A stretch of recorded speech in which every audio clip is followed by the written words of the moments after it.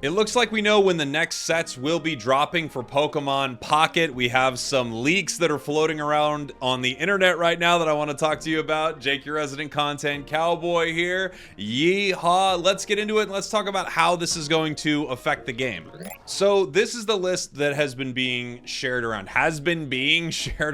On October 27th or 28th. We have maintenance, and then we have a gift from the manager on the 28th. What I would gather this looks to be like is we have maintenance for the game. They're getting the game ready for global launch. Hopefully that maintenance is small because we have a tournament coming up on the 28th. And then on the 28th, we have a gift from the manager, likely being some sort of like, hey, thank you for participating in the soft launch. Thank you to everyone for moving to New Zealand to play this game. And then on the 30th, we have a big store update. The game launches on the 30th. On the 30th, you could expect the game to go down for a bit, but we're not exactly sure. And then boom, big store update on the 30th. This is where you're gonna see a lot of things like this in the game. Let me pull it up here. I have my setup weird right now, but this is where I could imagine you are going to see things like possibly more things in the special shop. One thing for sure is something in the other shop right here. You could see more emblems, but I think it's unlikely. You're going to see possibly more thing in the limited timed events. One thing for sure, the Pack Hourglasses, Wonder Hourglasses, and Shine Dust are going to be leaving the shop very, very soon.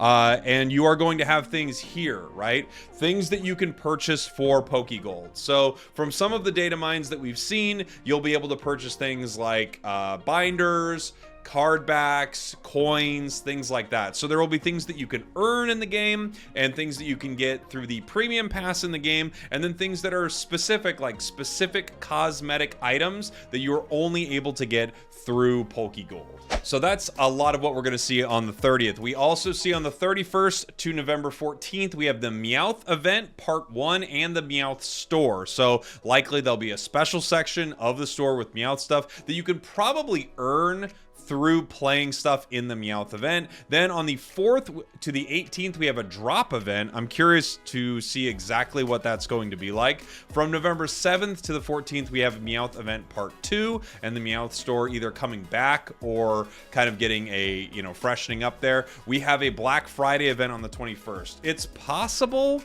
that this will have some sort of like event where you're battling or something like that, but I think more likely what we're seeing there is an incentive to purchase, right? So you've got to imagine that the game has come out.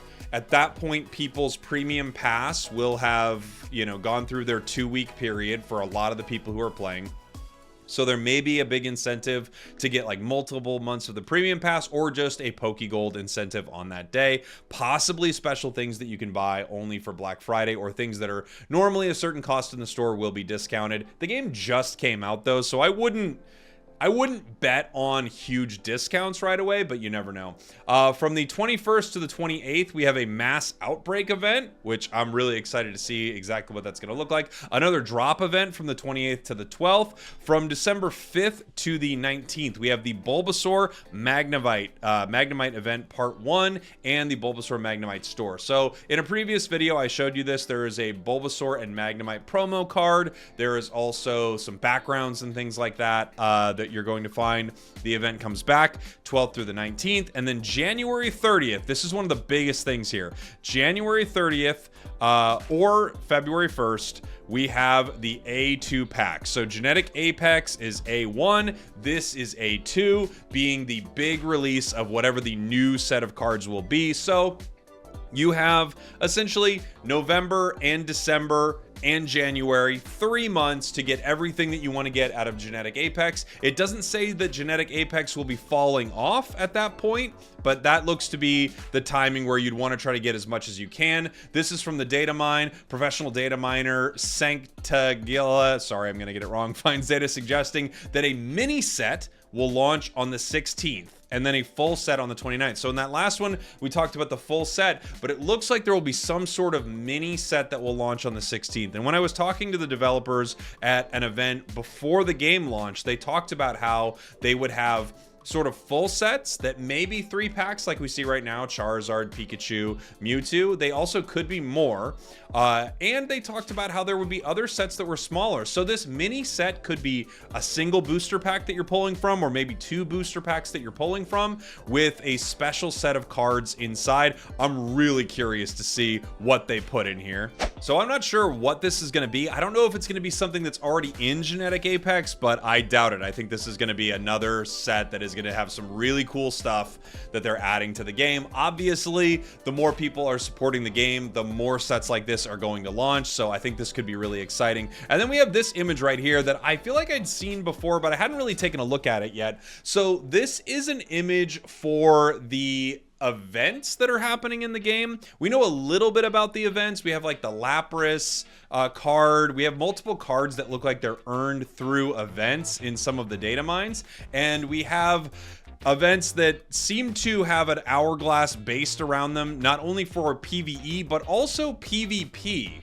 So we see the hourglass for PvE. I don't know if there's going to be one for PvP. When I played the game before launch, the soft launch, there was nothing in there that seemed like there was any cap to the amount of PvP that you were going to play. In fact, I think that would be a huge mistake if there was, right?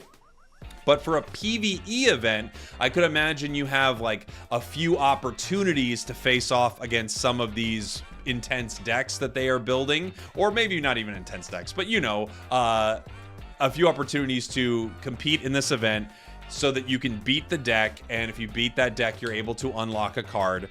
I think that makes a lot of sense that they would have something like that. It also gives people incentive to not only be logging in to play the events, but also coming back the next day if they weren't able to complete it. I think having multiple things in the game that ask you to come back, whether it's your wonder picks, your packs, or even like events that you need to take another shot at if you want to take down Lapras or something. I think that makes a lot of sense. I'm most interested to see what this PvP thing is. I can tell you right now, at least from my perspective, if there is any cap on the amount of PvP games you can play, that would be devastating for the game. And I highly doubt they would have it. But they may have it for a specific event, right?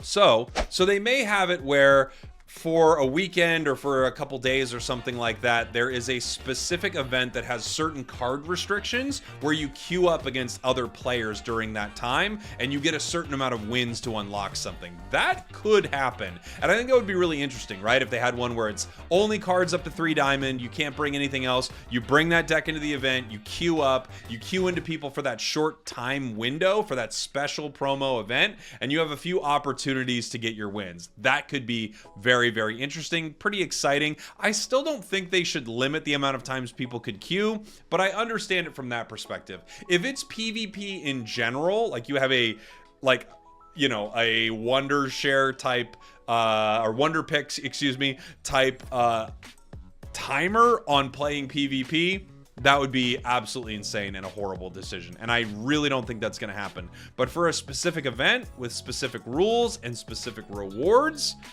it's possible it could be there.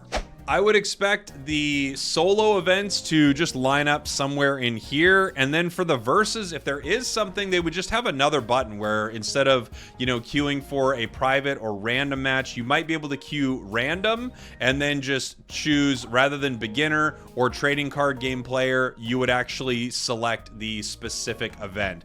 I could see something like that happening for sure. And then of course, all the other events would probably just hang out in the solo battle area.